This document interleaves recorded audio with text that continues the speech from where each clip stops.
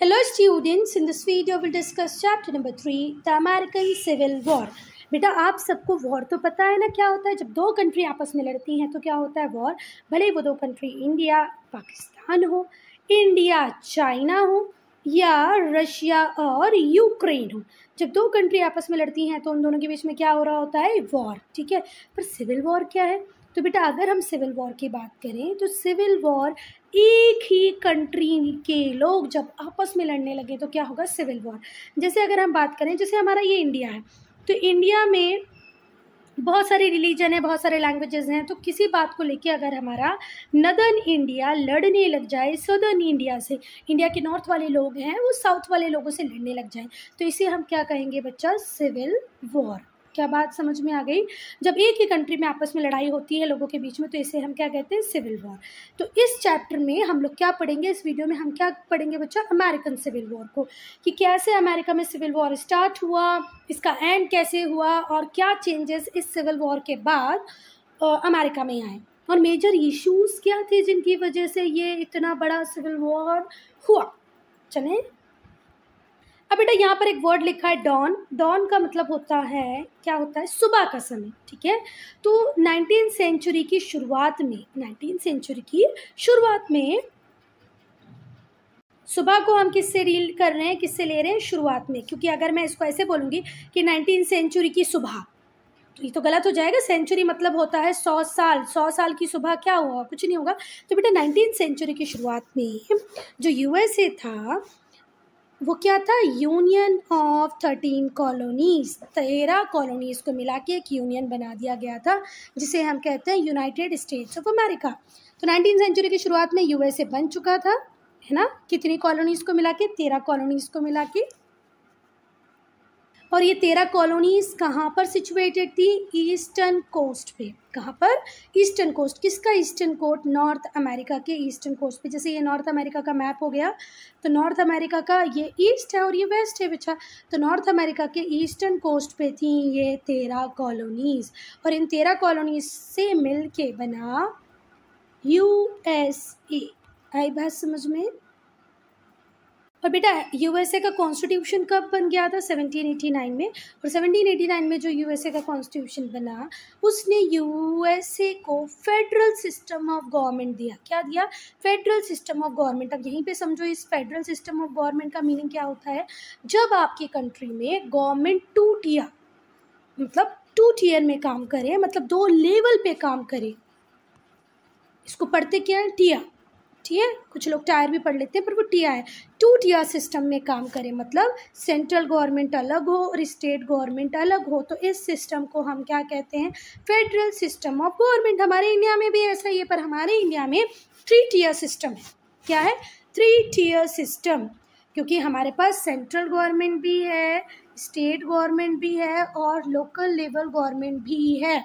पर यूएसए में सिर्फ सेंट्रल गवर्नमेंट और स्टेट गवर्नमेंट है। और जहाँ पर भी लेवल्स में गवर्नमेंट होती है या पावर का डिस्ट्रीब्यूशन होता है गवर्नमेंट के बीच में, तो उसे क्या कहते हैं हम, फेडरल सिस्टम ऑफ गवर्नमेंट। तो 1789 के कॉन्स्टिट्यूशन के अकॉर्डिंग यूएसए क्या था, फेडरल सिस्टम ऑफ गवर्नमेंट। ये जो सिस्टम था ये प्रोवाइड करता था पावर शेयरिंग और sharing of power between federal government. Federal government क्या होगी बच्चा, जो हमारी सेंट्रल गवर्नमेंट होती है ना, जो सेंटर से काम करती है, पूरे इंडिया के लिए रूल्स रेगुलेशन बनाती है, जिसका पीएम होता है ना, उसी को हम क्या बोलते हैं, फेडरल गवर्नमेंट। मतलब जो सेंटर की गवर्नमेंट होगी उसे हम क्या कहेंगे, फेडरल गवर्नमेंट। यहाँ पर फेडरल सिस्टम ऑफ गवर्नमेंट बोला है। फेडरल सिस्टम ऑफ गवर्नमेंट मतलब 2 टियर सिस्टम में काम करना, पर यहाँ पर फेडरल गवर्नमेंट की बात हुई है। तो फेडरल गवर्नमेंट का मतलब क्या होता है, सेंट्रल गवर्नमेंट। दोनों वर्ड्स में डिफरेंस है, फेडरल फेडरल सेम है, पर यहाँ पर फेडरल सिस्टम है और यहाँ पर फेडरल गवर्नमेंट है। Federal government stands for central government और यूनियन गवर्नमेंट। हम हमारी कंट्री में कई बार यूनियन गवर्नमेंट बोलते थे, कई बार सेंट्रल गवर्नमेंट बोलते हैं, ठीक है। पर यूएसए में से क्या कहते हैं, federal government.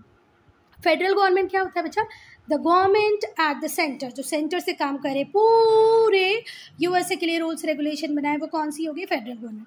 And the government of member states, तो जितने भी मेंबर स्टेट्स थे उनकी गवर्नमेंट भी थी वहाँ पर, ठीक है। तो फेडरल सिस्टम ऑफ गवर्नमेंट में यूएसए में कौन कौन था, सेंट्रल लेवल पे थी फेडरल गवर्नमेंट और स्टेट लेवल पे थी गवर्नमेंट ऑफ मेंबर्स स्टेट। बेटा अब हम इस पैराग्राफ में आगे चलें, उसके पहले ज़रा एक बात समझ लो कि जैसे इंडिया में हम पार्लियामेंट को क्या बोलते हैं, संसद भवन बोलते हैं ना, और उस पार्लियामेंट के दो पार्ट होते हैं, एक होता है लोकसभा और एक होता है राज्यसभा। और लोकसभा के मेंबर, राज्यसभा के मेंबर लॉ मेकिंग में पार्टिसिपेट करते हैं, पता है ना। कोई भी बिल अगर लोकसभा में इंट्रोड्यूस हुआ होगा तो लोकसभा से पास होने के बाद राज्यसभा में जाएगा, अगर राज्यसभा में इंट्रोड्यूस हुआ होगा तो यहाँ से पास होकर लोकसभा में जाएगा, ऐसा है ना, ये पता है। तो बेटा हमारे जो रिप्रेजेंटेटिव्स होते हैं, स्टेट के जो रिप्रेजेंटेटिव्स होते हैं, वो कहाँ बैठे हुए हैं, राज्यसभा में बैठे हुए हैं, लोकसभा में बैठे हुए हैं। तो ये लोग लॉ मेकिंग प्रोसेस में पार्ट लेते हैं। सेम टू सेम यूएसए में ये जो पार्लियामेंट है उसको वो क्या कहते हैं बेटा, कांग्रेस। क्या कहते हैं, कांग्रेस। तो जैसे हमारे यहाँ लोकसभा और राज्यसभा है, वैसे ही इनके पास भी हाउस ऑफ रिप्रेजेंटेटिव्स है और सीनेट है। क्या क्या है बच्चा, हाउस ऑफ रिप्रेजेंटेटिव और सीनेट। हमारे यहाँ लोकसभा क्या है, लोअर हाउस है, राज्यसभा अपर हाउस है।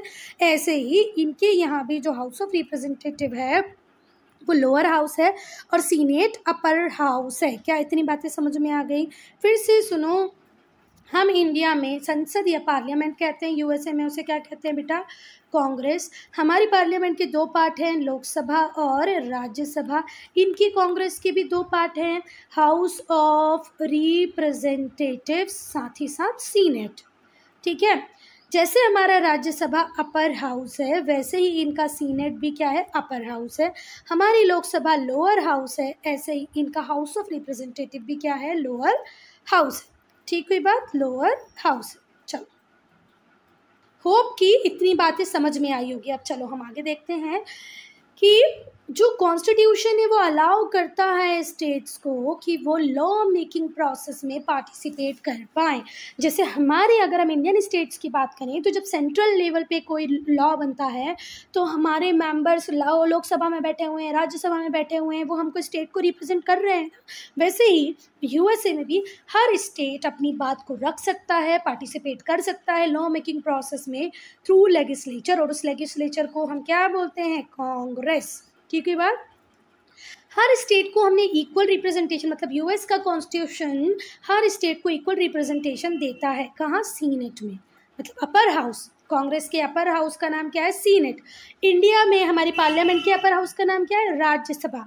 तो सीनेट में हर स्टेट को इक्वल रिप्रेजेंटेशन मिला है। इट मींस लॉ मेकिंग की प्रोसेस जो फेडरल गवर्नमेंट चलाती है, ये जो सेंट्रल लेवल पे चल रही है, उसमें हर स्टेट का पार्टिसिपेशन भी है, irrespective of the size of its population. भले वो स्टेट छोटा हो, बड़ा हो, वहाँ रहने वाली जनसंख्या बहुत कम हो या बहुत ज़्यादा हो, वो इक्वल रिप्रेजेंटेशन का अधिकारी है। यूएसए का कॉन्स्टिट्यूशन बोलता है हर स्टेट को इक्वल रिप्रेजेंटेशन मिलेगा और इस तरीके से वो लॉ मेकिंग में भी पार्ट ले सकते हैं। अब हम देखेंगे बेटा कि वॉर ऑफ अमेरिकन इंडिपेंडेंस को अभी 100 साल पूरे भी नहीं हुए थे, मतलब सेंचुरी पूरी भी नहीं हुई थी। उसके पहले ही जो स्टेट्स थे उनमें सीवियर डिफरेंसेस थे। सीवियर डिफरेंसेस का मतलब क्या होता है, सीरियस डिफरेंसेस थे यूनाइटेड स्टेट्स ऑफ अमेरिका के स्टेट्स में। मतलब एक स्टेट्स दूसरे स्टेट्स की किसी बात को स्वीकार नहीं कर रहा था, उसको अच्छी नहीं लग रही थी दूसरे स्टेट्स की बात, तो एक स्टेट बोल रहा था ऐसे स्टेट को ये करना चाहिए, तो दूसरा स्टेट बोल रहा था ऐसे स्टेट को ये नहीं करना चाहिए। तो a little less than a century, मतलब 100 साल भी पूरे नहीं हुए थे अमेरिकन वॉर ऑफ इंडिपेंडेंस को, और ये स्टेट्स आपस में लड़ने लग गए। इनमें सीवियर डिफरेंसेस थे। ठीक हुई बात। और ये जो सीवियर डिफरेंसेस थे, सीरियस डिफरेंसेस थे स्टेट्स के बीच में, किस यूनियन के, यूनाइटेड स्टेट्स ऑफ अमेरिका के स्टेट्स के बीच में जो सीवियर डिफरेंसेस थे, उसकी वजह से हुआ अमेरिकन सिविल वॉर। कब से कब तक, 1861 से 1865 तक 4 साल चला अमेरिकन सिविल वॉर। इस वॉर में जो फेडरल गवर्नमेंट थी, मतलब जो यूनियन की गवर्नमेंट थी, जो सेंट्रल गवर्नमेंट थी, federal government of union, supported by the states of northern USA, पूरे नॉर्थ के स्टेट्स, नॉर्थ में जितने भी स्टेट्स थे उन्हें फेडरल गवर्नमेंट सपोर्ट कर रही थी। ठीक है, या फेडरल गवर्नमेंट को नदर्न स्टेट्स का सपोर्ट था। लड़ाई तो देखो स्टेट्स के बीच में हो रही है ना। इस वॉर में जो फेडरल गवर्नमेंट थी ऑफ द यूनियन, यूनियन की जो फेडरल गवर्नमेंट थी, supported by the states of northern USA. जैसे ये यूएसए है तो यूएसए के जो नॉर्थ वाला पार्ट है उसको सपोर्ट कर रहा है कौन? नदर्न स्टेट्स में रहने वाले लोग, फेडरल गवर्नमेंट, ये सब एक साइड में है। Fought against the 11 states of southern USA. और ये जो नदर्न स्टेट्स हैं ये किसके खिलाफ लड़ाई कर रहे हैं बच्चा? 11 स्टेट्स। और वो 11 स्टेट कहाँ पर हैं? सदर्न यूएसए में सिचुएटेड है। Which had organize themselves as confederate states of America. और ये जो यूनाइटेड स्टेट्स ऑफ अमेरिका था ये आपस में लड़ने लगे, इनके स्टेट्स और इनके स्टेट्स लड़ने लगे। तो इनकी लड़ाई कैसे हुई? North versus south. तो नॉर्थ के स्टेट्स और फेडरल गवर्नमेंट एक साथ में आ गए। जो बाकी के साउथ के जो 11 स्टेट थे इन लोगों ने बना लिया कन्फिडरेट स्टेट्स ऑफ अमेरिका। इन्होंने कहा कि जब यूनाइटेड स्टेट्स ऑफ अमेरिका हमारी कोई बात सुन ही नहीं रहा है, ये यूनियन हमारे किस काम का जो हमारे लिए कुछ भी करने को रेडी नहीं है, बस हमसे बोलता है ये करो ये नहीं करो, तो अब हम इसके साथ नहीं रहेंगे। तो ये 11 स्टेट टूट गए और टूट के इन्होंने क्या बना दिया? Confederate states of America. समझ में आ गई बात? CSA, confederate states of America. किससे अलग हो गए? USA, united states of America, जो अमेरिकन यूनियन थी उससे अलग हो गए। अब बेटा कॉजेज ऑफ वॉर। कॉजेज का मतलब क्या होता है? कारण। युद्ध के कारण क्या थे? सिविल वॉर के कारण क्या थे? तो इस सिविल वॉर के जो कारण थे वो इकोनॉमिक भी थे। इकोनॉमिक का मीनिंग होता है हिंदी में आर्थिक, और आइडियोलॉजिकल भी थे। कुछ आइडियोलॉजिकल डिफरेंसेस भी थे, है ना? मतलब हमारी जो सोच थी वो एक दूसरे से मिल नहीं पा रही थी। तो आइडियोलॉजिकल डिफरेंसेस भी थे, इकोनॉमिक डिफरेंसेस भी थे। अब जो बेसिक डिफरेंसेस थे नदर्न और सदर्न स्टेट्स में उनको हम एक एक करके डिस्कस करेंगे। जो मेजर डिफरेंसेस थे वो थे इकोनॉमिक पॉलिसीज़ को लेके, ठीक है, क्योंकि जो नदर्न स्टेट्स हैं उनका जो डेवलपमेंटल स्टेटस था, जो डेवलपमेंट का जो पेस था वो सदर्न स्टेट से बिल्कुल अलग था। जैसे आज हम बात करें तो हमारे जो सदर्न स्टेट्स हैं वहाँ पर लिटरेसी रेट ज़्यादा है, डेवलपमेंट ज़्यादा अच्छे से हो रहा था। वहीं पर कुछ हमारे जो नॉर्थ के स्टेट्स हैं वहाँ पर डेवलपमेंट भी नहीं है, पॉपुलेशन बहुत ज़्यादा है। तो हमारे यहाँ भी तो डिफरेंसेस हैं। तो ऐसे डिफरेंसेस USA के नदर्न पार्ट और सदर्न पार्ट में भी था, ठीक है। तो major differences in economic policies resulted in varying impact on development of northern and southern states. जो इकोनॉमिक पॉलिसीज ये यूज़ कर रहे थे इसकी वजह से इन इकोनॉमिक पॉलिसीज़ के वेराइंग इम्पैक्ट आए, अलग अलग इम्पैक्ट आए नदर्न स्टेट पे और सदर्न स्टेट पे, ठीक है। तो मेजर डिफरेंसेस थे काय में? इनकी इकोनॉमिक पॉलिसीज़ में, और इनकी इकोनॉमिक पॉलिसीज़ में डिफरेंसेस थे, इसी के वेराइंग इम्पैक्ट आए इनके डेवलपमेंटल लेवल पे। नॉर्थ जो था वो ज़्यादा डेवलप कर गया, सदर्न स्टेट्स उतने डेवलप नहीं कर पा रहे थे। यहाँ पर बिजनेस, ट्रेड, मैन्युफैक्चरिंग ज़्यादा हो रही थी, तो यहाँ पर रॉ मटेरियल प्रोड्यूस हो रहा था, ठीक है बात। चलो अब हम इकोनॉमिक डेवलपमेंट को देखेंगे। पहला है इकोनॉमिक डेवलपमेंट। जो इंडस्ट्रियल रेवोल्यूशन था उसके डाइवर्स इफ़ेक्ट्स थे, अलग अलग इफ़ेक्ट थे इकोनॉमिक डेवलपमेंट पे। किसके इकोनॉमिक डेवलपमेंट पे? नदर्न एंड सदर्न स्टेट्स के। जो नॉर्थ वाला जो रीजन था वहाँ पर इंडस्ट्रियल रेवोल्यूशन बहुत बढ़िया तरीके से काम किया, इंडस्ट्रीज़ मिलने लगी, जॉब्स अच्छी थी, डेवलपमेंट हो रहा था, स्टैंडर्ड ऑफ लिविंग बढ़ रहा था। वहीं पर सदर्न स्टेट्स जिनकी इकॉनमी आज तक एग्रीकल्चर बेस्ड थी, प्लांटेशन पे बेस कर रही थी, उन्हें एज सच इकोनॉमिक डेवलपमेंट का ज़्यादा फ़ायदा नहीं मिल पा रहा था, ठीक है। इंडस्ट्रियल रेवोल्यूशन से भी उन्हें कुछ भी नहीं मिल पा रहा था। आई बात समझ में? तो इकोनॉमिक डेवलपमेंट जो नॉर्दर्न स्टेट्स में हो रहा था यूएसए के, वो सदर्न स्टेट से अलग था। अब बेटा नदर्न स्टेट और सदर्न स्टेट्स कैसे अलग थे तो वो ध्यान से सुनो। जो नदर्न स्टेट्स थे उनमें टेक्सटाइल फैक्ट्री डल गई, कपड़ा बनाने वाली फैक्ट्री डल गई, बहुत सारी मैन्युफैक्चरिंग इंडस्ट्रीज़ आई, वो अलग अलग तरीके के प्रोडक्ट बना रही थी।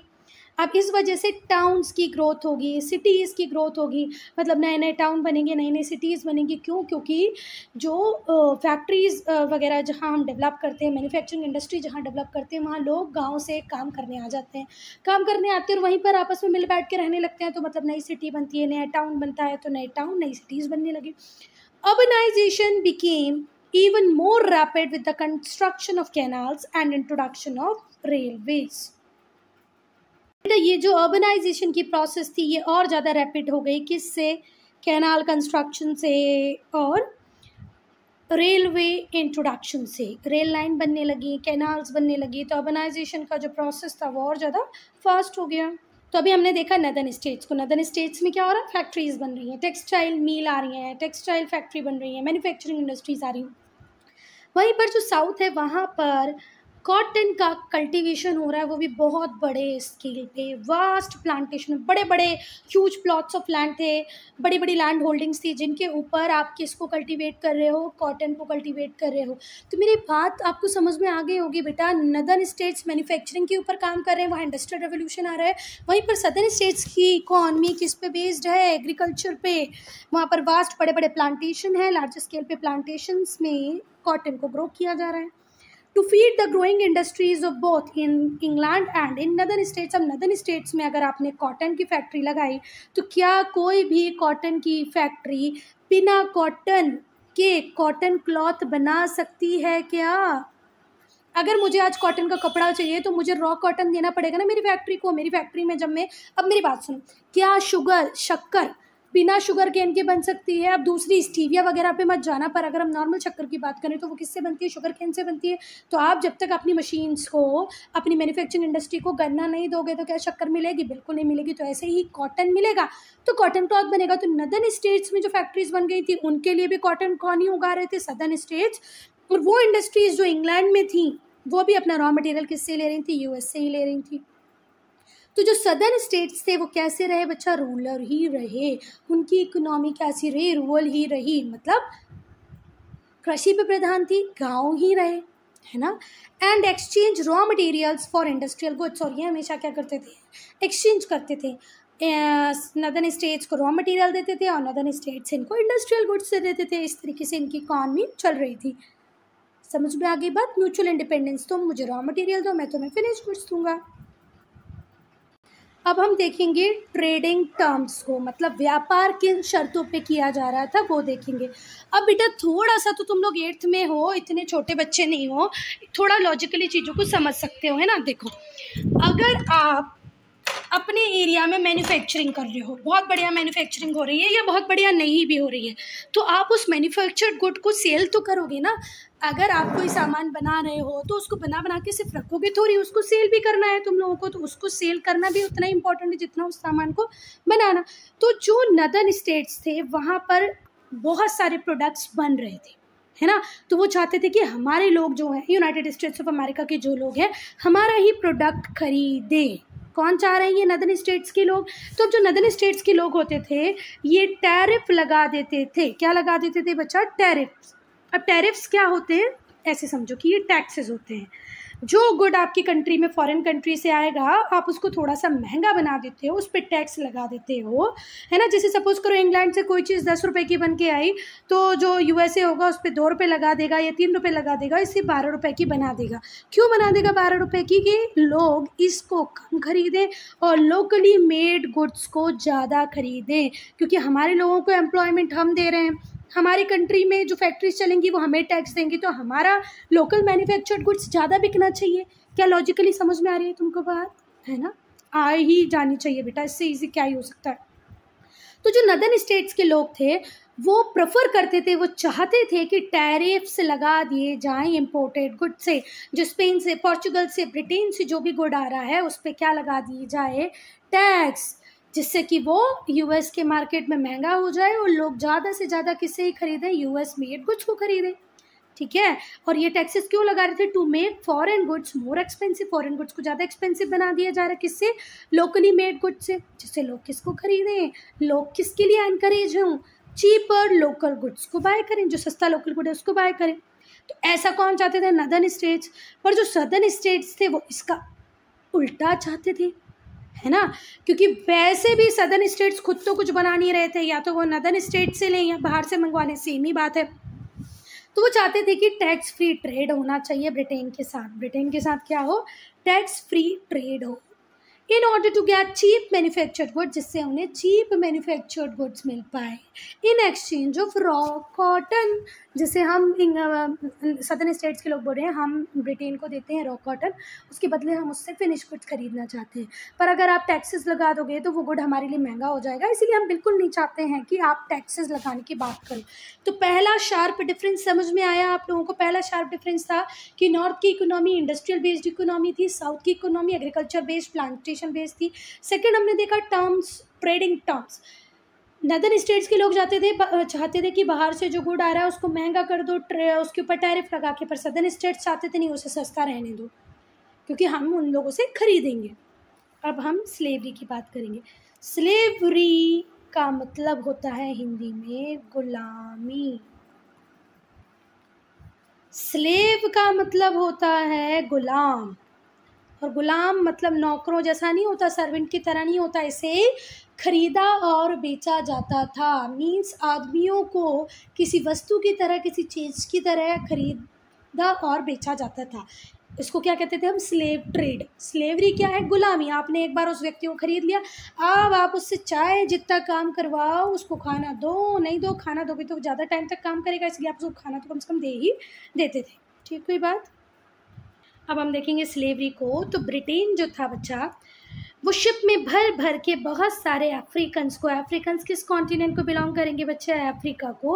अफ्रीका से खरीद के वो स्लेव्स कहाँ भेज देता था? नॉर्थ अमेरिकन कॉलोनीज़ में भेज देता था कि ये जो स्लेव्स जिनको हम खरीद के लाए हैं ये प्लांटेशंस में काम करेंगे। किसके प्लांटेशंस में? बड़े बड़े एरिया में ये कमर्शियल क्रॉप ग्रो करते थे, जिन्हें हम क्या कहते हैं? प्लांटेशन। तो प्लांटेशन किस किस का होता था बच्चा? टबैको, तम्बाकू, है ना। अब हमारे इंडिया में तो लोग तम्बाकू घिसके खाते हैं, पर बेसिकली इसका सिगार में, सिगरेट्स में, बीड़ी में यूज़ होता है। तो टबैको ग्रो करेंगे, शुगर केन ग्रो करेंगे, क्योंकि पूरी दुनिया को चाय की आदत लगा दी थी किसने? ब्रिटिशर्स ने। चॉकलेट की आदत लगा दी थी, तो ना ही तो चॉकलेट बिना शक्कर के बन सकती है, ना ही तो चाय बिना शक्कर के बन सकती है। तो शुगर केन ग्रो करवा रहे हैं, कॉटन ग्रो करवा रहे हैं, है ना। तो ब्रिटिश शिप में भर भर के अफ्रीका से खरीदता था क्या? स्लेव्स। उनको शिप में भर देता, और शिप में भर भर के कहाँ पहुँचा देता? नॉर्थ अमेरिका की। जाओ प्लांटेशन में काम करो। प्लांटेशन में किस किस का प्रोडक्शन हो रहा था? टबैको मतलब तम्बाकू, शुगर केन बोले तो गन्ना, कॉटन मतलब कपास। चलो, तो जो अफ्रीकन्स थे were captured and shipped in most raised condition. बेटा इसको मैंने रेज्ड पढ़ा, रेज्ड नहीं पढ़ते, इसको पढ़ते हैं रैचड। क्या पढ़ते हैं? रैचड।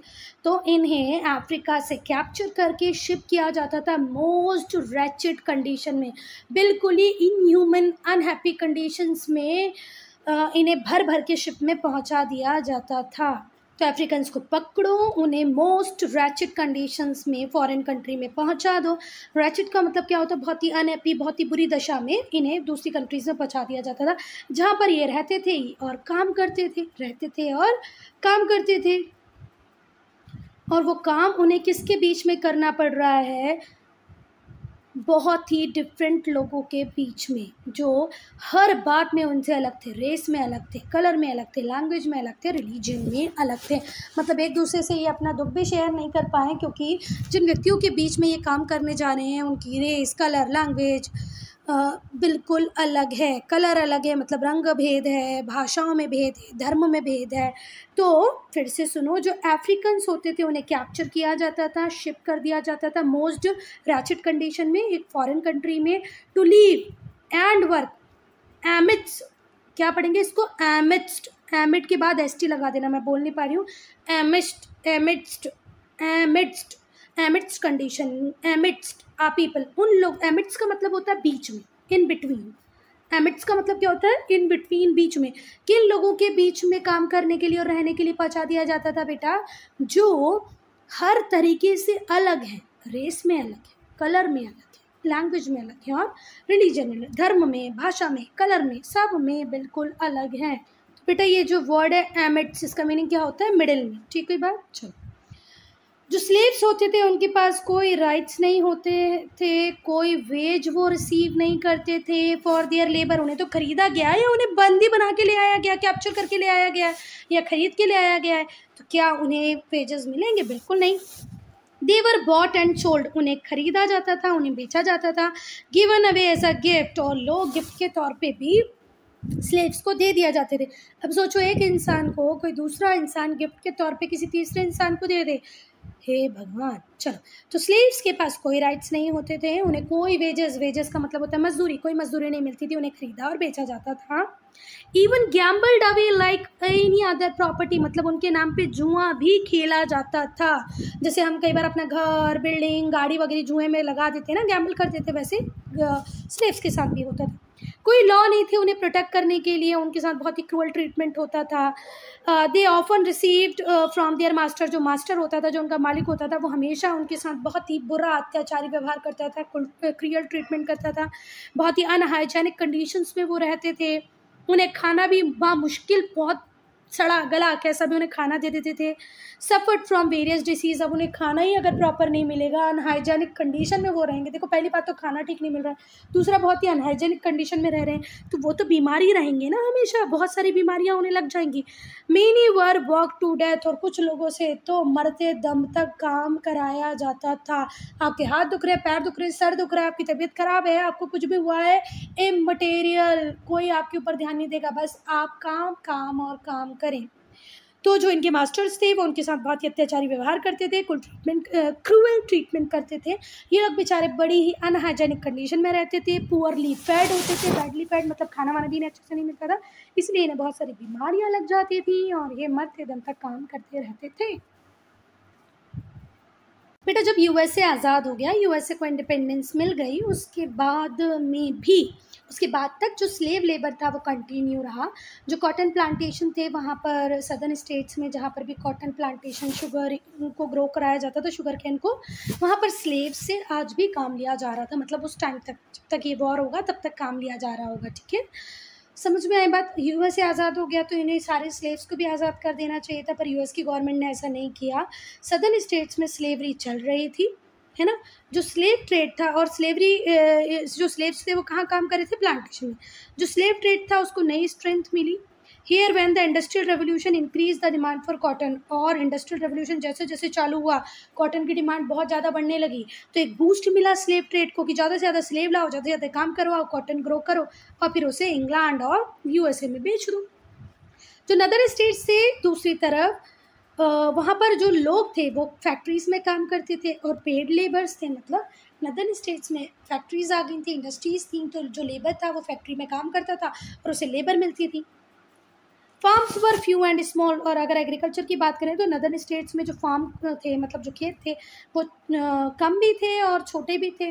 कुड अफोर्ड टू पे द लेबरर्स दे एम्प्लॉयड, और तो जो फार्म्स थे तो छोटे थे, मतलब फार्म का साइज़ छोटा था और बहुत कम लोग ही फार्मिंग करते थे, पर उनके पास इतना पैसा तो था बीइंग अ फार्मर कि ये जितने भी लेबर्स को एम्प्लॉय करें उन्हें सैलरी, मतलब उन्हें वेजेस मतलब होता है मजदूरी दे पाएँ।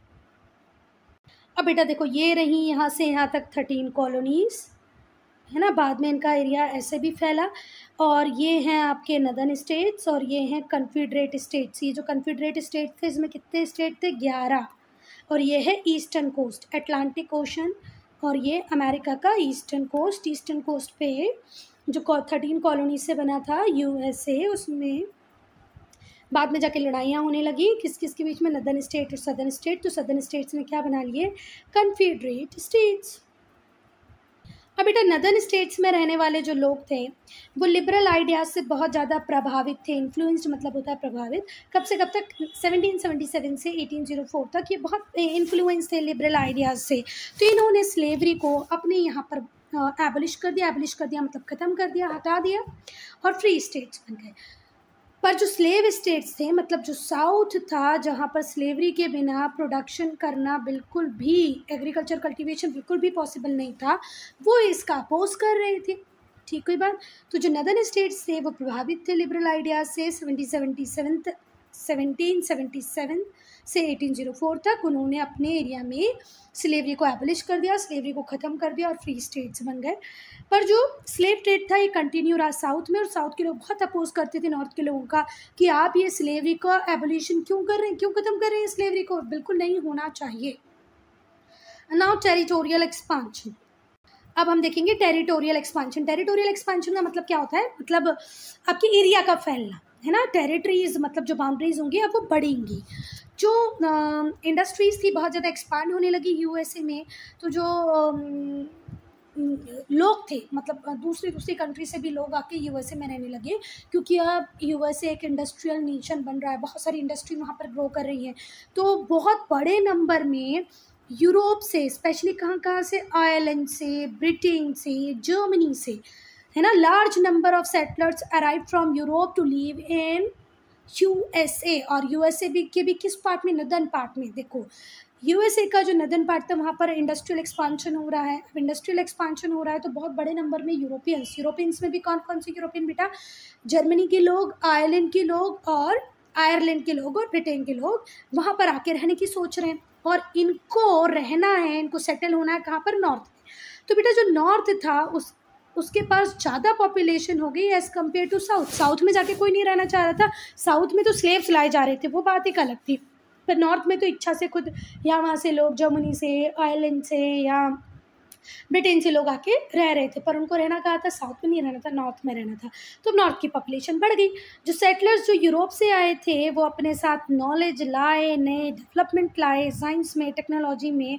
देखो इंग्लैंड में तो साइंस टेक्नोलॉजी ऑलरेडी बहुत ज़्यादा डेवलप कर रही थी, है ना, आयरलैंड में भी अच्छा एजुकेशन रहा, जर्मनी तो है ही टेक्नोलॉजिकली एडवांस कंट्री। तो यहाँ से जो लोग यूएसए में रहने आ रहे थे वो अपने साथ लेके आ रहे थे नए developmental tools, new development in science, technology, this contributed. और इस वजह से देखो, अच्छा मैं यहाँ पर ये बता दूँ, सेटलर्स मतलब रहने के लिए जो लोग आ रहे थे कहाँ से, यूरोप से, वो अपने साथ बॉट मतलब लेके आना, क्या ला रहे थे, न्यू डेवलपमेंट, साइंस के नई तकनीकें ला रहे थे, टेक्नोलॉजी लेके आ रहे थे। और किस में कंट्रीब्यूट कर रहे थे, कंट्रीब्यूट करने का मतलब क्या होता है, योगदान देना। किस में योगदान दे रहे थे, इंडस्ट्रियल ग्रोथ में। किसकी, नदर्न स्टेट्स की। तो नदर्न स्टेट्स की ग्रोथ अब और ज़्यादा फास्ट रेट से होगी, वहाँ पर इंडस्ट्रीज़ और ज़्यादा ग्रो करेंगी। क्यों, क्योंकि जो सेटलर्स कहाँ से आए, जर्मनी से, आयरलैंड से, इंग्लैंड से, वो अपने साथ टेक्नोलॉजी ला रहे हैं, साइंस ला रहे हैं। ठीक, कोई बात। अब बेटा मेरी बात सुन कि ये अगर हम इन नॉर्थ अमेरिका को देखें तो अभी तक ये लोग इसी एरिया में सीमित हैं, पर अब ये मतलब ईस्ट में ही है, अब ये वेस्ट वर्ड एक्सपांशन करेंगे, क्योंकि अब इनकी पॉपुलेशन बढ़ रही है। ये जगह अगर खाली है, बहुत ज़्यादा भरी हुई नहीं है, तो यहाँ से लोग अब इस साइड में आकर रहेंगे। तो बेटा बहुत सारी टेरिटरीज़ थी जो अनएक्सप्लोर्ड टेरिटरीज़ थी, कहाँ पर, वेस्टर्न रीजन में। नॉर्थ अमेरिका के वेस्टर्न रीजन में बहुत सारी जगहें ऐसी थी जिनको अभी तक एक्सप्लोर नहीं किया गया था, तो उन्हें भी अब यूएसए में रहने वाले लोग, यूएसए में जो नए सेटलर्स आ रहे हैं वो लोग एक्सप्लोर करेंगे। Some newly settled territories were absorbed into USA as new states। अब देखो फिर से ध्यान से समझना, ये है नॉर्थ अमेरिका, अभी तक तुम लोग यहीं रह रहे हो, अब नए नए सेटलर्स आते जा रहे हैं, इस जगह में पॉपुलेशन बहुत बढ़ती जा रही है, तो इसमें से कुछ लोग वेस्ट वर्ड बढ़े और यहाँ पर इन्होंने नई कॉलोनीज बना ली, नए स्टेट्स बनाए। तो ये नए स्टेट्स भी आगे जाके किसका पार्ट बन गए बेटा, यूएसए का पार्ट बन गए। ठीक है बात। अब जो सदर्नर्स थे, सदर्नर्स किसको बोलते हैं, साउथ में रहने वाले लोगों को, wanted new state to be slave states. जो सदर्नर से वो चाहते थे कि अब जो नए स्टेट्स बन रहे हैं उनमें स्लेव स्टेट्स बने, स्लेव ट्रेड आसानी से हो जाए। पर जो नॉर्दर्नर्स थे, जो नॉर्थ में रहने वाले लोग थे, वो चाहते थे कि जितने भी स्टेट, जो टेरिटोरियल एक्सपांशन हो रहा है, जो न्यू स्टेट्स बन रहे हैं, उन न्यू स्टेट्स में से कोई भी स्टेट्स ऐसा ना हो जहाँ पर स्लेवरी हो। वो चाहते थे कि हर स्टेट, नया बनने वाला स्टेट क्या बने, फ्री स्टेट ही बने। अब बेटा नॉर्थ में एक मूवमेंट ही स्टार्ट हो गई। अब ये लोग चाह रहे थे कि स्लेवरी को सच में पूरे यूएसए से बैन कर दिया जाए, एबलिश कर दिया जाए। तो a movement for abolition of slavery began in the north and gained strength around 1830। 1830 के टाइम में बहुत स्ट्रेंथ, बहुत मोमेंटम मिल गया इस मूवमेंट को, जो कि चल रही थी स्लेवरी के खिलाफ। समझ में आ गई बात। एबोलिशन मतलब किसी चीज़ को ख़त्म कर देना, तो स्लेवरी को ख़त्म करने के लिए एक मूवमेंट स्टार्ट किया किसने, नॉर्थ के स्टेट ने। और इस मूवमेंट को बहुत ज़्यादा तेज़ी, मोमेंटम मिला 1830 में। Those who joined this movement were called abolitionist. जिन्होंने इस मूवमेंट को स्टार्ट की, का समर्थन किया, इनको सपोर्ट किया, उन्हें हमने कहा एबोलिशनिस्ट। तो बेटा किन लोगों को एबोलिशनिस्ट कहा गया या उन्मूलनवादी? एबोलिशन का मतलब होता है उन्मूलन करना, समाप्त कर देना। तो उन्मूलनवादी किसे कहा गया? एबोलिशनिस्ट किसको कहा गया? Those who has joined the movement which is against slavery. ठीक है, स्लेवरी के अगेंस्ट में जो मूवमेंट चल रहा था उसको ज्वाइन करने वालों को क्या कहा गया? एबोलिशनिस्ट। अब साउथ के लोग चाह रहे हैं स्लेवरी रहे, नॉर्थ के लोग चाह रहे हैं वो ख़त्म हो जाए। तो भैया एक टेंशन बढ़ेगा ही बढ़ेगा। किस इशू पे? स्लेवरी के इशू पे। Compromise of 1850। इनिशियली जो नई टेरिटरीज थी उन्हें इस तरीके से एब्जॉर्व किया गया कि equal number of slave states और फ्री स्टेट्स बने। मतलब देखो, अगर वेस्ट में 2 स्टेट बन गए तो 2 स्टेट में एक स्टेट फ्री वाला हो जाएगा, फ्री स्टेट बन जाएगा, और एक स्टेट स्लेव स्टेट बन जाएगा। मतलब फ्री स्टेट में स्लेवरी नहीं होगी और स्लेव स्टेट में स्लेवरी होगी। ऐसे 4 बन गए तो 2 हो जाएंगे फ्री स्टेट और 2 हो जाएंगे स्लेव स्टेट्स। इस तरीके का एक इन्होंने फॉर्मूला लगा लिया कि अब जो नए स्टेट बनेंगे, जो नई टेरिटरीज बनेंगी, उनमें हम इस तरीके से एब्जॉर्प्शन करेंगे कि equal number of slave trade बने, equal number of free trade बने। This was done to ensure even distribution of seats in the senate. अब इससे क्या होगा? सीनेट में भी, सीनेट बोले तो कांग्रेस का अपर हाउस है ना, तो कांग्रेस के अपर हाउस में हर स्टेट को इक्वल रिप्रेजेंटेशन है। तो अगर सारे फ्री ट्रेड वाले स्टेट बन जाएंगे, फ्री स्टेट्स बन जाएंगे, तो सीनेट में एक दिन ये प्रस्ताव पास कर देंगे कि भैया स्लेवरी को ख़त्म कर दो। इसलिए जो कन्फेडरेट मतलब जो सदर्न स्टेट्स थे वो चाहते थे कि हमारे स्टेट्स भी उतने ही होने चाहिए जहाँ पर स्लेवरी हो, जिससे कि जब भी हम सीनेट में बैठे तो हम भी उतने ही हों जितने आप हो। तो सीनेट्स की सीट इक्वल डिस्ट्रीब्यूट हो बिटवीन स्लेव स्टेट्स और फ्री स्टेट्स। तभी तो कंपटीशन बना रहेगा। अगर सारे फ्री स्टेट बन गए तो सीनेट में बैठ के तो कोई भी प्रस्ताव पारित कर देंगे अगेंस्ट स्लेवरी। तो इससे बचने के लिए सदर्न स्टेट्स ने बोला कि नहीं, जितने भी नए स्टेट बनेंगे ना, सीनेट में उनको इक्वल रिप्रेजेंटेशन मिलेगा ही मिलेगा। तो इसलिए हम चाहते हैं कि इक्वल ही फ्री स्टेट और स्लेव ट्रेड बने, जितने भी नए स्टेट्स बने। अब ये प्रॉब्लम कब आई बच्चा? 1849 में, जब territory of California wanted to join USA. जो कैलिफोर्निया की टेरिटरी थी वो यूएसए को ज्वाइन करना चाहती थी और एक फ्री स्टेट बनना चाहती थी। पर कांग्रेस को इस बात का डर था कि जो सदर्न स्टेट्स हैं वो टूट जाएंगे यूनियन से अगर बैलेंस नहीं रहा स्लेव स्टेट और फ्री स्टेट में। देखो, धमकी वगैरह तो सदर्न स्टेट्स देते ही थे कि आप ठीक है, आप ज़्यादा फ्री स्टेट्स बना दो, हम तो हमारा यूनियन अलग बना लेंगे, हमारी कॉन्फेडरेसी अलग बना लेंगे, हमें कोई प्रॉब्लम नहीं है।